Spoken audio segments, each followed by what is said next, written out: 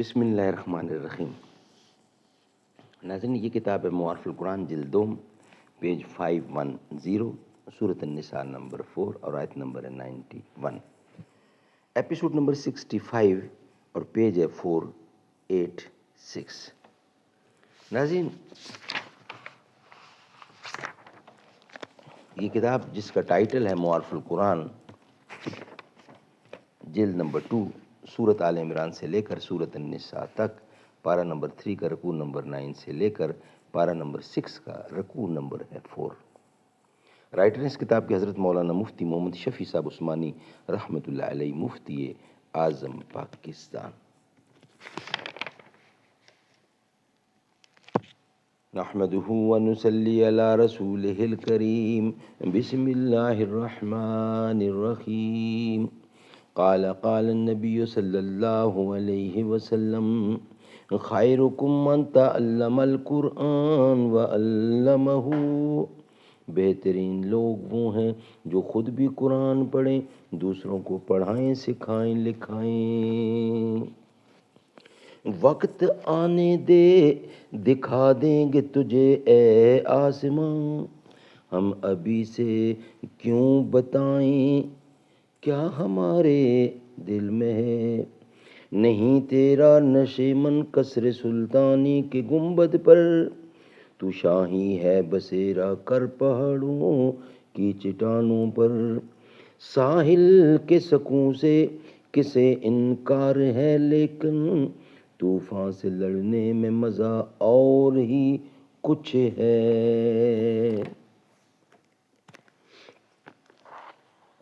Episode number 65 حدیث اور vlog number 486، تیسری روایت۔ حضرت ابن عباس رضی اللہ عنہ سے روایت کیا گیا ہے کہ آیت ستجدون آخرین میں جن کا ذکر ہے، مراد ان سے قبیلہ اسد اور غطفان ہیں کہ مدینہ میں آئے اور ظاہراً اسلام کا دعویٰ کرتے اور اپنی قوم سے کہتے کہ ہم تو بندر اور عقرب یعنی بچھو پر ایمان لائے ہیں، اور وہ مسلمانوں سے کہتے کہ ہم تمہارے دین پر ہیں۔ اور ضحاک نے ابن عباس سے یہی حالت بنی عبد الدار کی نقل کی ہے۔ پہلی اور دوسری روایت روح المعانی اور تیسری معلم میں ہے۔ حضرت تھانوی رحمۃ اللہ علیہ نے فرمایا کہ اس تیسری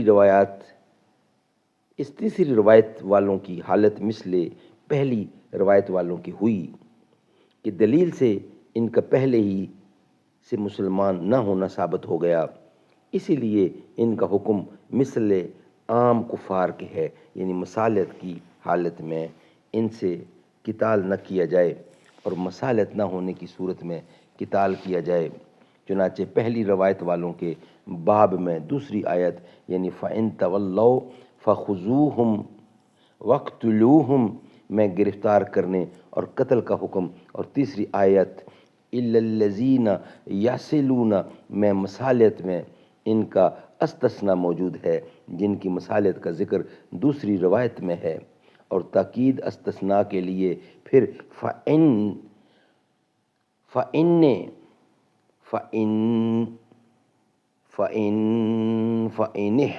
اعْتَزَلُوكُمْ کی تصریح کر دی، اور تیسری روایت والوں کے باب میں چوتھی آیت یعنی ستجدون آخرین میں بیان فرما دیا کہ اگر یہ لوگ تم سے کنارہ کش نہیں ہوتے بلکہ مقاتلہ کرتے ہیں تو تم ان سے جہاد کرو۔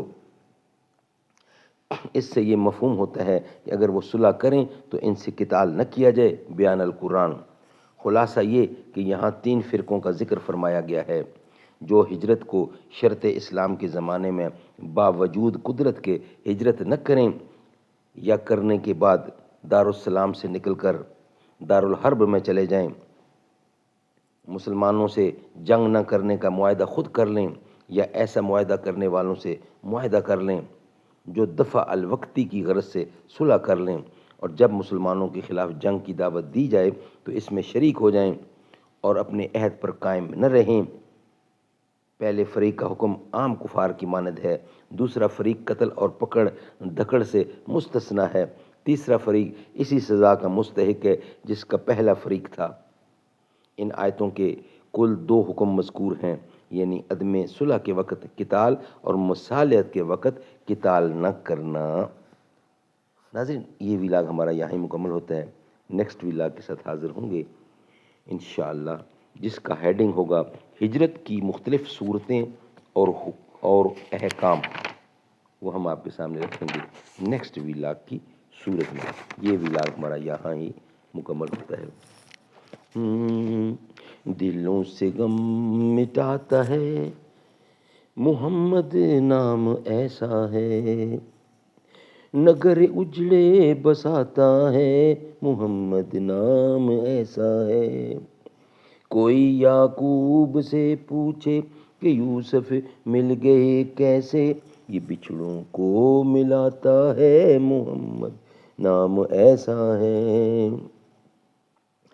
انہی کے نام سے پائی فقیروں نے شہنشاہی، خدا سے بھی ملاتا ہے محمد نام ایسا ہے، محمد نام ایسا ہے، محبت کے کنول کھلتے ہیں، ان کو یاد کرنے سے بڑی خوشبوئیں لاتا ہے محمد نام ایسا ہے، مدد حاصل ہے مجھ کو آج بھی شاہ مدینہ کی، میری بگڑی ہے بنواتا محمد نام ایسا ہے۔